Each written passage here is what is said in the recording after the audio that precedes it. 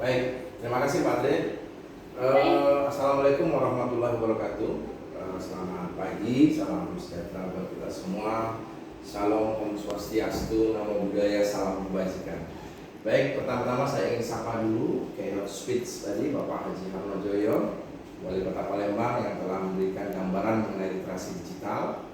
Kemudian beberapa narasumber yang luar biasa yang telah menyampaikan materinya. Saya lihat tadi ada Ibu Nurina. Bu Nurina ini tidak diragukan lagi mungkin kapasitasnya.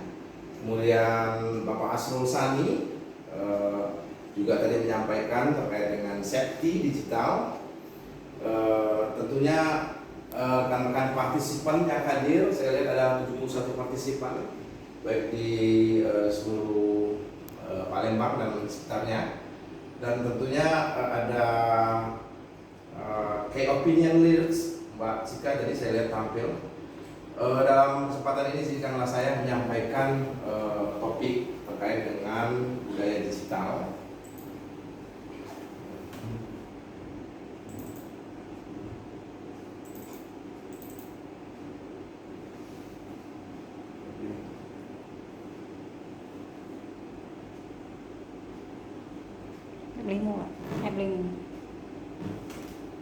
Baik, terkait dengan budaya digital.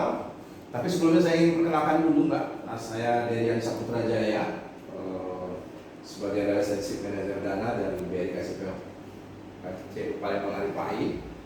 Sebelumnya saya alumni dari Universitas Sriwijaya, S1 dan S2 juga dari Universitas Sriwijaya.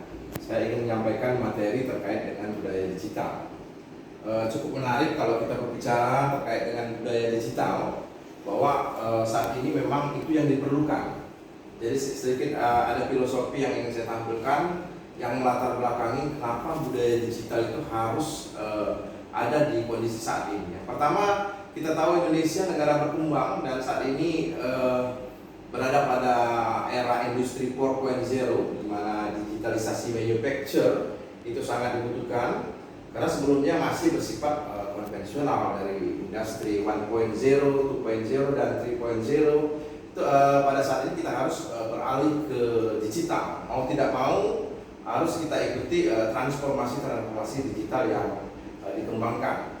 Yang kedua, kita berada di era dan pasca pandemi COVID-19 luar biasa. Dari hampir 2 tahun kita berada di kondisi pandemi, di mana dituntut suatu inovasi-inovasi yang menciptakan budaya-budaya digital demi menjaga prokes kesehatan. Terlebih lagi kalau kita lihat saat ini pemberlakuan PPKM itu menuntut semua orang tidak harus bisa bergerak dan langsung, sehingga diperlukan digitalisasi dan budaya-budaya yang harus dilakukan oleh masyarakat saat ini. Nah, dampak dari digital ini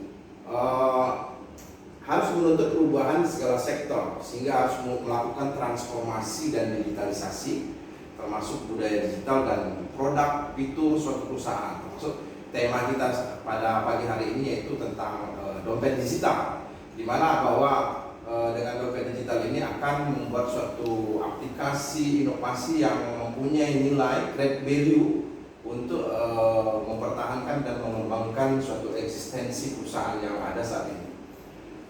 Suatu perusahaan akan survive dan tumbuh berkelanjutan di era digital ini apabila dalam suatu organisasi itu terdapat perubahan budaya organisasi, baik dari sumber daya manusia dan struktur organisasi yang harus disesuaikan dengan budaya, dan tentunya harus memiliki pemimpin yang transformatif dalam menciptakan great value.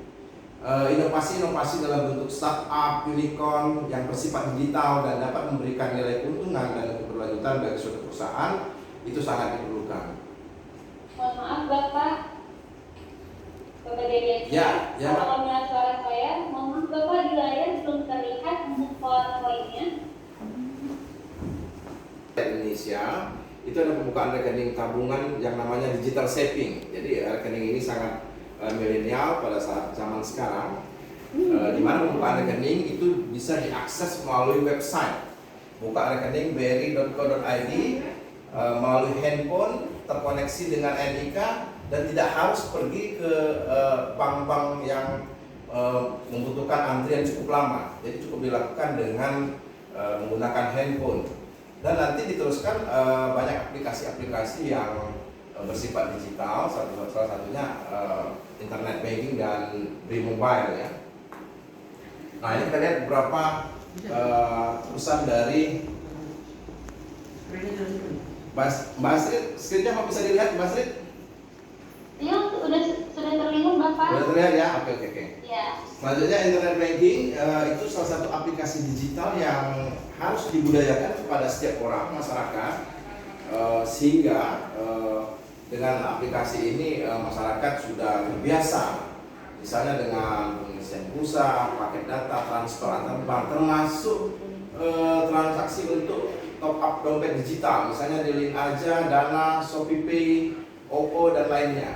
Kemudian ada top up untuk kartu Brizi yang cashless, yang sifatnya digital, bisa dilakukan pembayaran BPJS, token listrik, pembayaran tagihan BRIPA, penarikan uang tunai melalui handphone bisa dilakukan. Jadi masyarakat tidak usah langsung ke kantor-kantor bank yang cukup ramai ya, cukup makan waktu. Jadi sehingga bisa dilakukan pada saat di rumah, di jalan, sehingga memang benar-benar budaya digital itu sudah terbiasa di masyarakat kita yang cukup banyak. Nah, saya sedikit gambarkan Bank BRI juga mempunyai agent-agent yang namanya agent Brilling. Itu merupakan program keagenan dari Bank BRI yang memungkinkan nasabah untuk berpartisipasi. Jadi kalau kita lihat di luar negeri, di Inggris misalnya, Barclays Bank itu biasanya banyak sekali cabang-cabangnya yang di daerah suburban itu yang sudah tidak bisa melayani masyarakat-masyarakat di daerah pesisir ya, di suburban ya, perbatasan dan lain-lain. BRI sudah berani menciptakan suatu agen Brilling yang bisa memfasilitasi masyarakat-masyarakat di daerah, sehingga dia sudah terbiasa dengan bertransaksi di menggunakan mesin edisi digital di tempat-tempat usaha nasabah yang kita lakukan agen Brillingnya. Nah ini luar biasa, suatu inovasi yang menciptakan budaya digital bukan di perkotaan tapi di daerah-daerah suburban, di masyarakat yang pinggiran yang bisa bertransaksi langsung menggunakan digital edisi. Nah selanjutnya kita punya QRIS atau KRIS. QRIS ini adalah suatu standarisasi yang dikeluarkan oleh perusahaan yang menggunakan teknologi finansial atau fintech yang bisa merupakan satu pintu, satu jenis QR code untuk pembayaran di banyak dompet digital, misalnya di GoPay, ShopeePay, OVO, Danalink dan lain-lain. Nah ini suatu terobosan pembayaran menggunakan barcode yang bisa dilakukan untuk pembayaran di media-media aplikasi dompet digital. Selanjutnya dalam konteks menciptakan budaya digital juga kita sudah mencoba web pasar pemerintah dan BRI mendorong pedagang menuju go digital. Jadi di pasar yang selama ini biasanya pembelian langsung manual, nah ini bisa dilakukan melalui web pasar. Jadi ada pembelian secara online. Tentunya ini dalam rangka menciptakan budaya digital, industri 4.0 dan juga dalam rangka kondisi era COVID ini. Jadi tidak perlu ramai sekali datang ke pasar, kita coba dengan hal-hal digital, dan UMKM juga harus dilatih dengan menggunakan suatu aplikasi digital supaya terbiasa. Yang terakhir kita punya Brizi. Brizi itu adalah uang elektronik.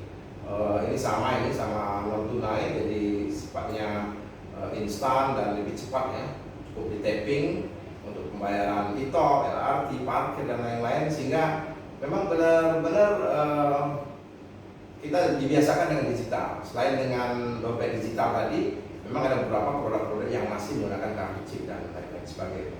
Mungkin itu Pak Astrid, lebih kurang pemaparan saya terkait dengan budaya digital. Saya koneksikan dengan beberapa produk-produk yang ada di BRI. Semoga apa yang saya sampaikan ini bisa menjadi sharing buat kita semua. Terima kasih atas segala perhatiannya. Billahi taufiq wal hidayah. Wassalamualaikum warahmatullahi wabarakatuh. Waalaikumsalam warahmatullahi wabarakatuh. Terima kasih Bapak Daryansyah, pemaparan materi yang luar biasa. Tadi sudah dijelaskan ya, jadi sudah banyak nih sebenarnya hal-hal yang bisa diambil dari kemudahan dari bank-bank yang kaya. Jadi tidak ada alasan lagi nih untuk masyarakat kasih tahu ini untuk tidak beralih ke era digital ya Pak ya. Ya, siap. Terima kasih Mas Astrid. Sesi tanya jawab. Siap Mas Astrid. Baik, sebelum kita lanjut ke narasumber kita yang keempat, kami tidak bosan-bosan untuk mengingatkan bahwa link absensi akan diberikan di eksepsi. Sehingga untuk rekan kampus kita tidak perlu lagi absen